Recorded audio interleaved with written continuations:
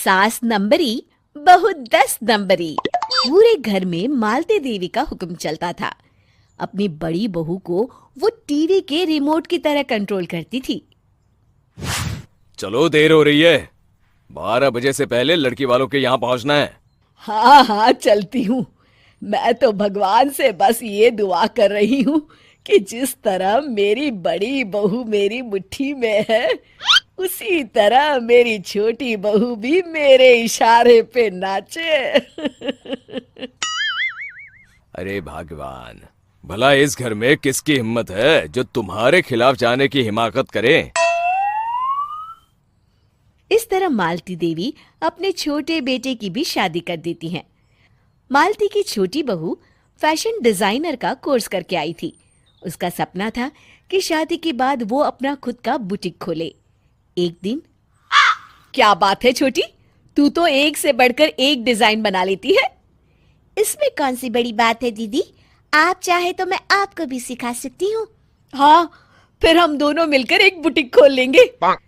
लेकिन दीदी, उसके लिए तो बहुत पैसे लगेंगे। हाँ तो क्या हुआ, पैसे माँ जी से ले लेंगे। हाँ हाँ, मेरे पास तो पैसों का पेड़ है ना, तोड़ के तुम दोनों को दे दूंगी। मेरी एक बात अच्छी तरह समझ लो, मैं तुम दोनों को एक ढेला भी नहीं देने वाली। बड़ी आई बुटीक खोलने वाली। ये आप क्या कह रही हैं माँ जी? आप हमारी मदद नहीं करेंगी तो कौन करेगा? अरे अगर बुटीक खोलने का इतना ही शौक है तो अपने माँ बाप से पैसे क्यों नहीं मांग लेती? मेरे पैसों पर क्यों आंख गड़ाए बैठी हो तुम दोनों? इस तरह अपने इरादे स्पष्ट करके मालती देवी वहां से चली जाती है। अरे ये क्या दीदी, माँ जी तो साफ मुकर गई। अब हम क्या करेंगे? तू चिंता मत कर, बुटीक तो खुल के ही रहेगा। कहते हैं कि घी जब सीधी उंगली से नहीं निकलता तो उसे उंगली टेढ़ी करके निकालना चाहिए। माँ जी अपने आप को समझती क्या है? पूरी सोसाइटी जानती है कि माँ जी ने अपनी सास को घर से निकालकर उनकी दौलत पर कब्जा कर लिया है।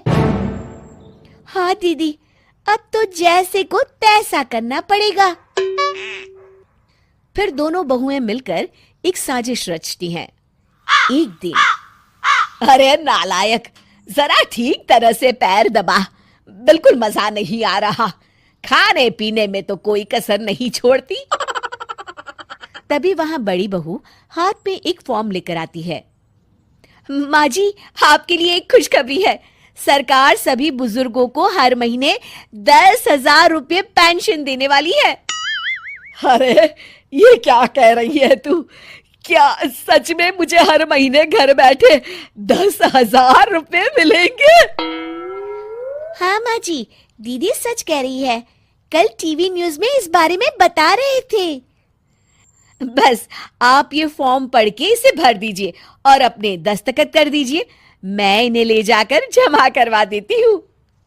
अरे नालायक, बड़ी कामचोर है तू।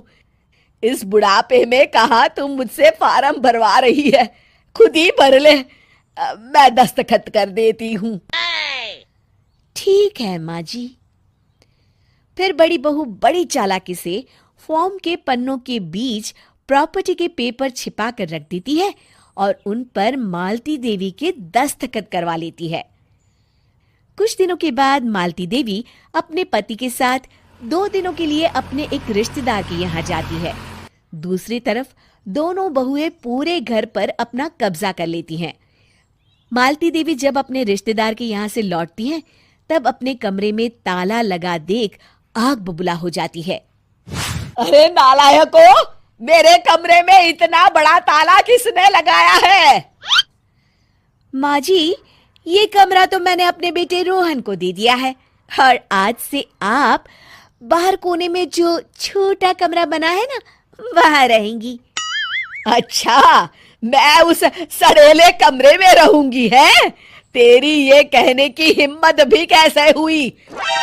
और मेरी इजाजत के बिना मेरा कमरा देने वाली तू होती कौन है? लगता है तू भूल गई, इस घर की मालकिन मैं हूं।